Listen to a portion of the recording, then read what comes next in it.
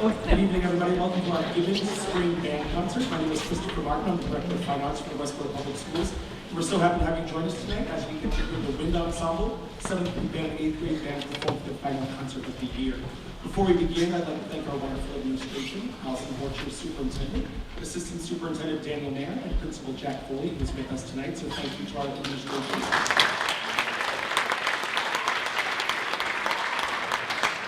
I'd also like to thank Westborough TV for joining tonight's concert, as well as the Westborough Fine Arts Education Association, our parent organization, who provides so much support for us throughout the year. And I'd also like to take a moment to recognize our wonderful staff that have been working with students for multiple years. In the back over there, we have Mr. Evan Doyle.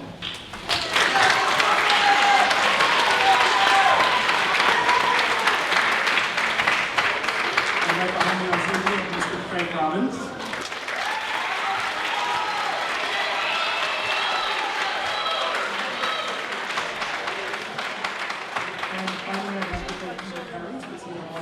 Years with you here at Gibbons. 8th grade families, we look forward to seeing you at Westborough High School next year. And 7th grade families, we look forward to having you be the leaders of the school next year with our 8th grade. So at this time, I'd like to introduce the Westborough Schools Wind Ensemble under the direction of Craig Robbins.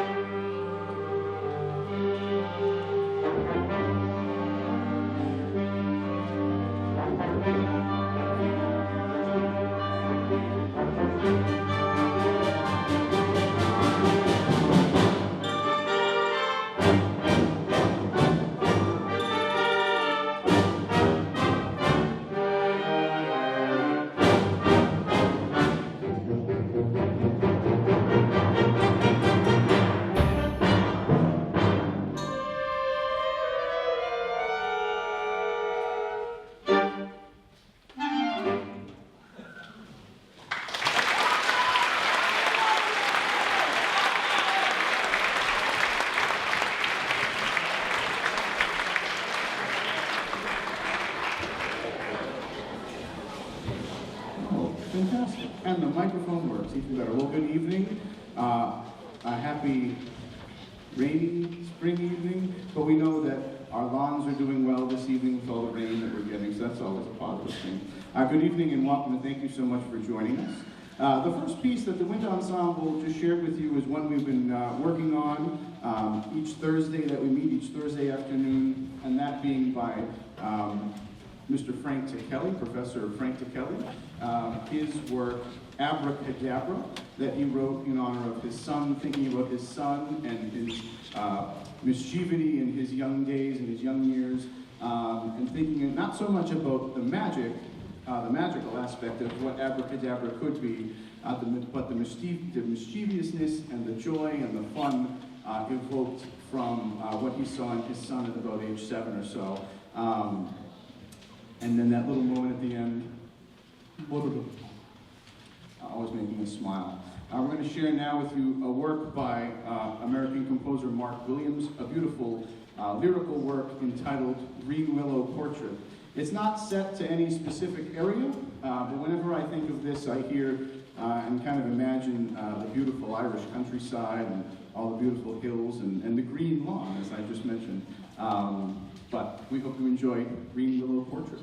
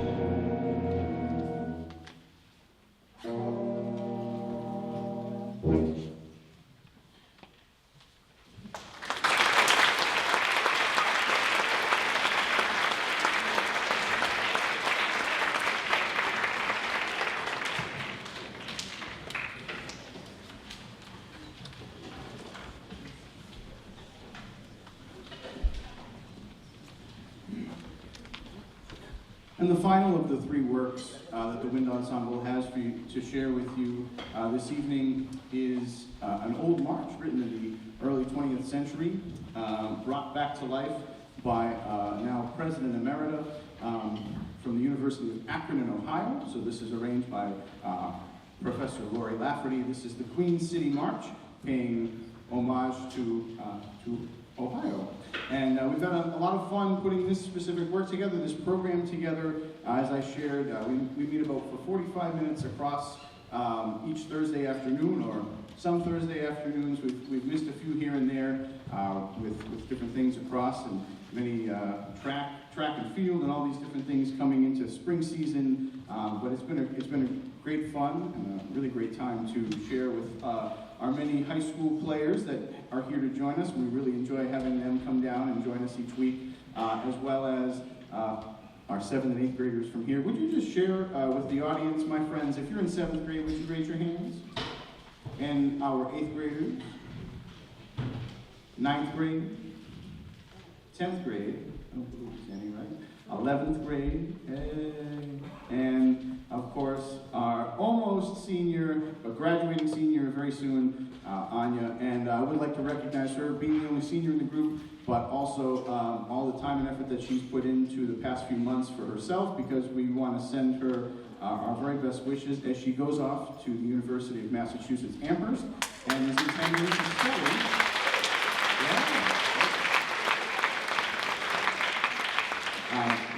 But even more, one more round of applause as she goes off to study to become a band director and work towards her degree in music education. So, Brian.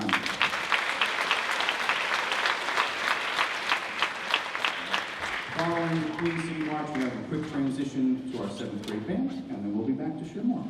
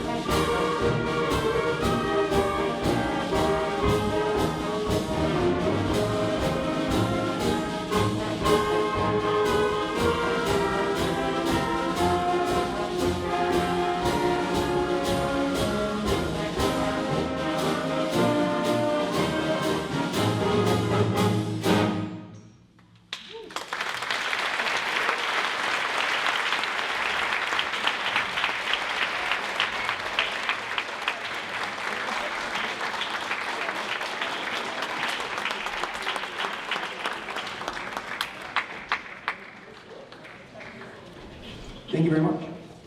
So here we have our 7th grade band, and we're about to play some selections we've been working on. This first one is by the composer Timothy Broge. It's called Train Heading West, and it's a piece in multiple movements. That means within the context of the whole piece, there's individual smaller pieces. Now the custom with multiple movement pieces, typically in like a classical environment like this band selection would be in, is that there's no clapping in between movements. However, sometimes people are compelled, and if they do, we gladly accept your praise. But don't worry about it if you just forget about that. It happens all the time. Even when you go to see the New York Philharmonic, we were there with high school band just a few weeks ago, and in between the movements of a symphony, people were applauding because they were just overwhelmed by how great it was. You might be too. It's meant to capture imagery, this piece, Train Heading West, of the American West. And the first thing is called Prairie Ritual, and you'll hear this sort of insistent melody that kind of soars, and then this sound of almost drums that creating an energy and a pulse.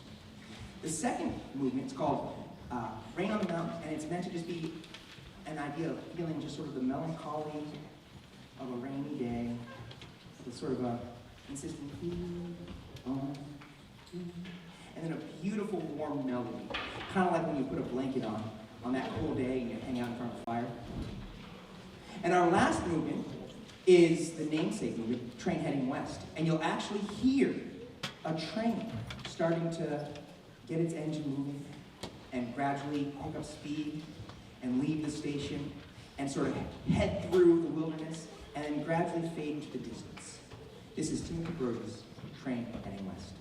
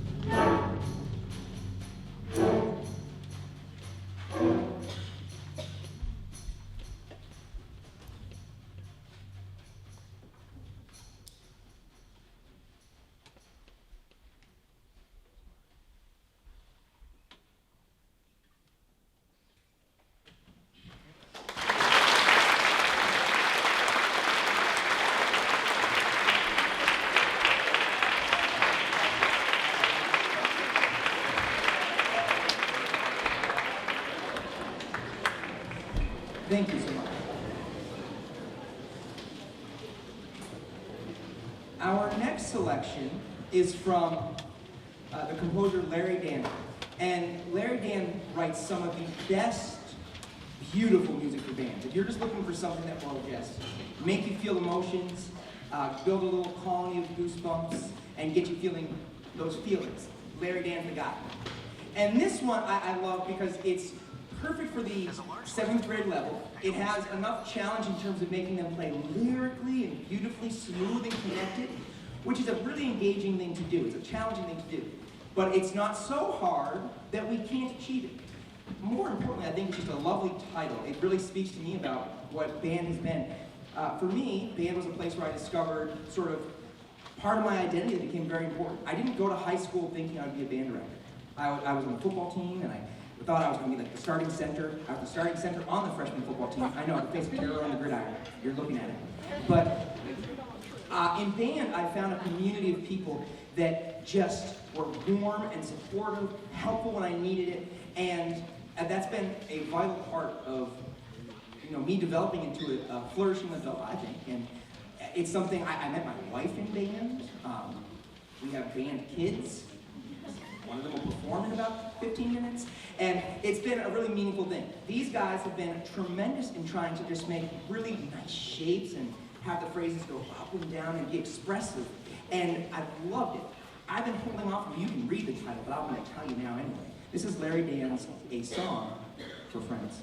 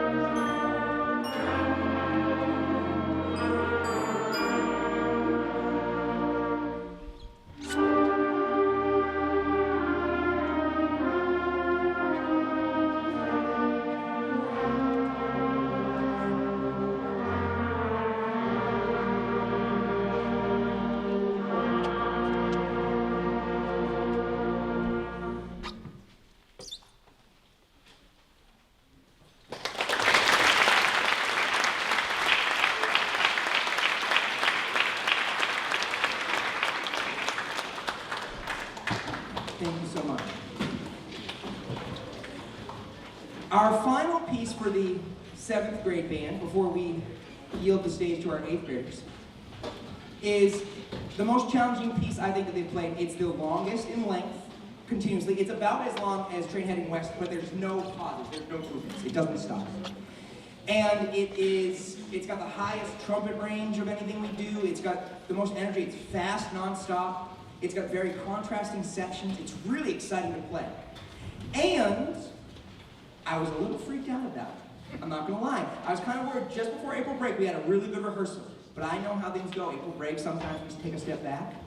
And so last week I was nervous, and I told them the order of the program is going to be this piece contempo, then Song for Friends, then Train Heading West. And then we rehearsed on Tuesday, and that was still pretty clear that that's probably the order. But then on Friday, when we ran through contempo, they played it much stronger, much more confidently. It was energized. There was style, there was dance, there was excitement. And I said, Frank, this is a risk. But what do you want to do? Do you want to end with contempo, or do you want to start with contempo? The benefit of starting is that if it does get a little shaky, we go on. The benefit of ending is if we do it really well. It's a great way to end a program. And almost unanimously, they're like, contempo's last, Mr. Doyle, please, contempo's last, contempo last. So we're going with what the people demanded. This is Michael Story's contempo.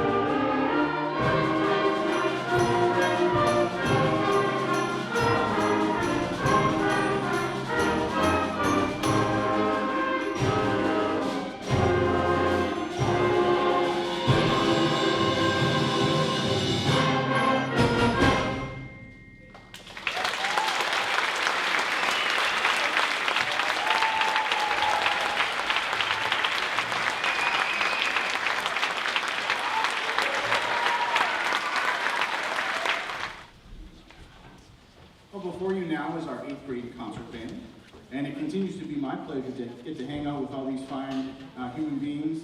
And as I learn from them and they work with me and hopefully take home some good things, we've been having a lot of fun together this year. So I thank all of the families here for continuing to support all that we do and encouraging your students to be a part of our band program.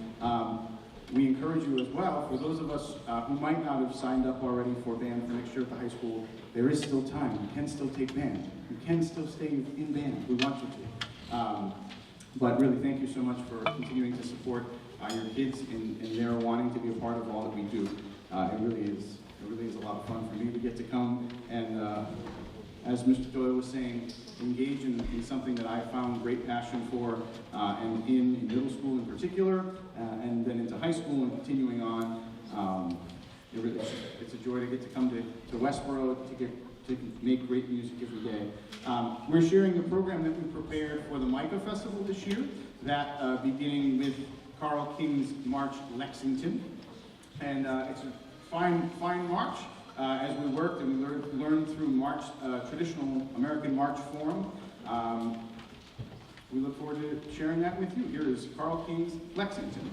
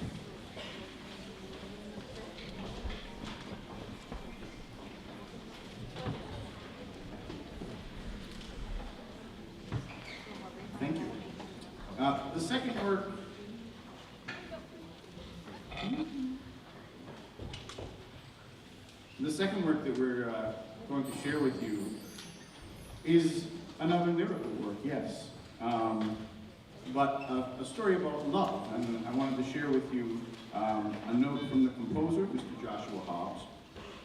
And this is what he says in his own words. Love. What are we without it? It is everything, and yet, it's so hard to justly put into words. Love is a feeling we all experience in some capacity, and this piece is my best attempt to set it to music. In particular, Always is written for my love, Tori.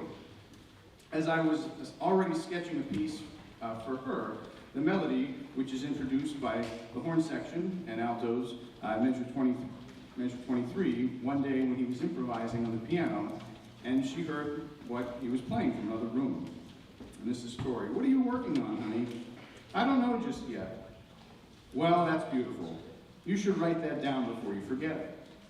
As usual, she was right. The melody she heard is introduced by the alto saxophone at measure 5. These two melodies are the lifeblood of the composition and flow throughout the work in various forms, sometimes independent and sometimes intertwined.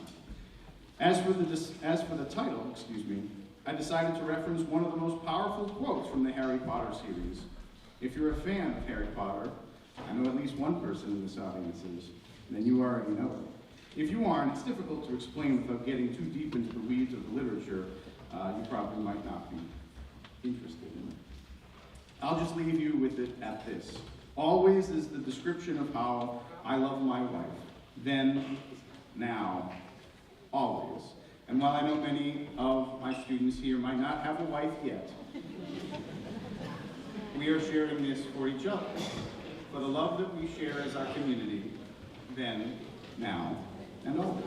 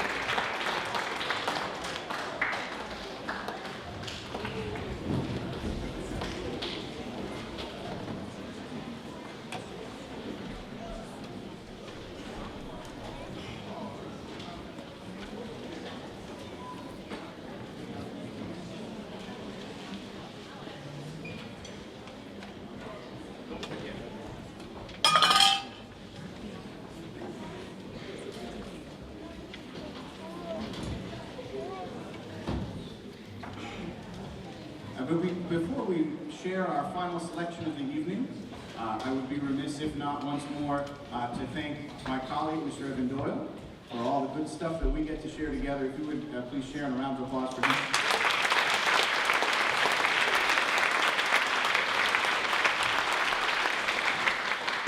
Not only is it great fun to get to hang out with amazing human beings each day, he's one of them, and he helps make everything else that much better. So thank you to him. To our administrators, again, to Mr. Jack Foley, who was with us tonight, as well as Mr. Chris Martin, I thank you very much for your continued support in all we are doing. Our final selection is American River Songs. The longest work that this group has put together. It's between 5 and 6 minutes, depending upon which tempos we might be taking. And it shares 3 different pieces from across these United States, or from the times that have come across here in the United States. Down the River, followed by an expansive and dramatic treatment of Shenandoah, or Shenandoah, depending upon how you might pronounce it, and the quadrille-like version, in his own words, of Stephen Foster's The Glendy Burke. It's been a lot of fun to put this specific work together. The kids really bought into it, and couldn't be prouder of all that they have been sharing with me.